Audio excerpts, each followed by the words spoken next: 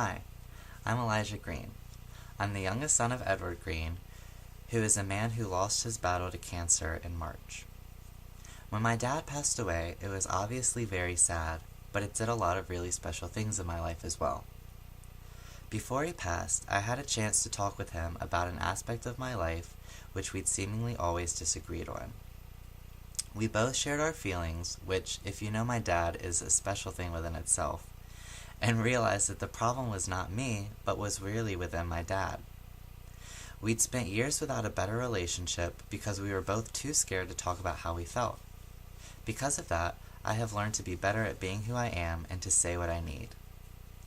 For the past 5 or so years, my mom's side of the family and I haven't been on the best terms.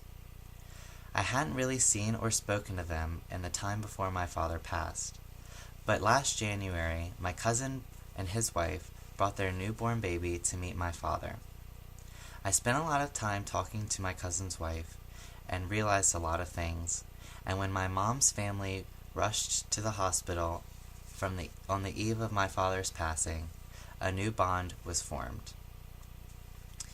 The last and the most special to me, and the reason for this message, is this. On the eve of my father's passing, my 2 best friends came and sat with me all night, from 9 until 6 that morning. I spent that night sitting at the foot of his bed, holding his hand, and talking with my friends and family. As the family came and went, they each shared a special memory about my father. My Aunt Emily told us how she was with my mom and dad when they'd first met. My Aunt Cheryl shared how my dad always seemed to seek out the lonely or the friendless and become their biggest supporter. And she told us how special my dad had made her stepdaughter feel when she came to her first Green family function. These memories were so amazing to me. They made my dad turn from a scary, mysteriously quiet, stern father figure into a goofy 20-something-year-old being the best he could be. It made me feel a connection I'd never felt with my dad. It made me feel like his friend, and it made me want to be better. Of these memories, one story in particular came up a few times. The story of my dad each Christmas secretly spending so much of his hard-earned money on a family across the street who had next to nothing. I spent a lot of time thinking about that story and how now, each Christmas, my dad would call one of those TV commercial charities and donate money. I thought of all the selfless things my dad did without any recognition and without wanting any recognition, and it made me very excited to realize how able I am to make a difference like my dad did. Last Christmas, a client told me that each year, rather than exchanging potentially unwanted gifts with aunts, uncles, cousins, nephews, and nieces, each family member donates a minimum of $5 to their family fund. Then, at the end of the month, they write a check and donate that fund to the charity of their choice. I thought this was the best idea in the world, and I've been thinking about it nonstop ever since. This year, I'm asking that you all participate in a makeshift charity idea that I'm calling Keeping the Spirit Alive in memory of my dad. My hope is that $5 from each member of each family is donated. My mom is one of 7. Her family is huge, and if each of them participated with just the $5 minimum, then we'd already have over $100 to start.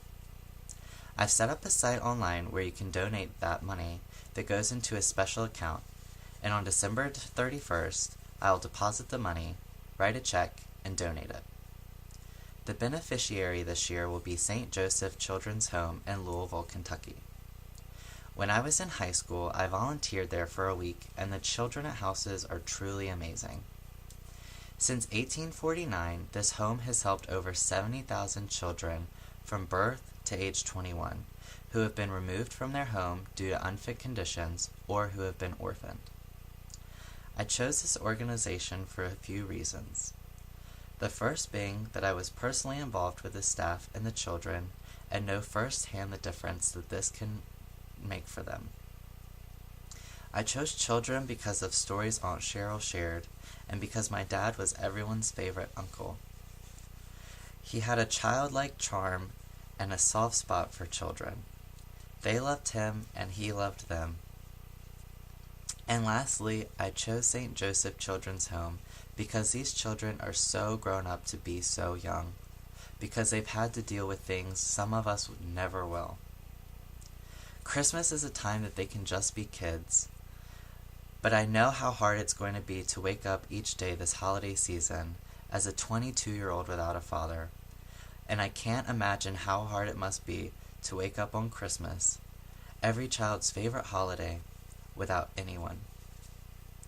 I know everyone's budget is tight, especially this time of year, but this is a small thing to do to make a big difference. If you can't make the $5, that's okay. Donate what you can, and if you'd like to donate more, these kids will greatly appreciate it. To donate your money, visit www.yourcaring.com/keepingthespiritalive. Thank you guys so much for listening to this and being a part of making somebody's life so much better.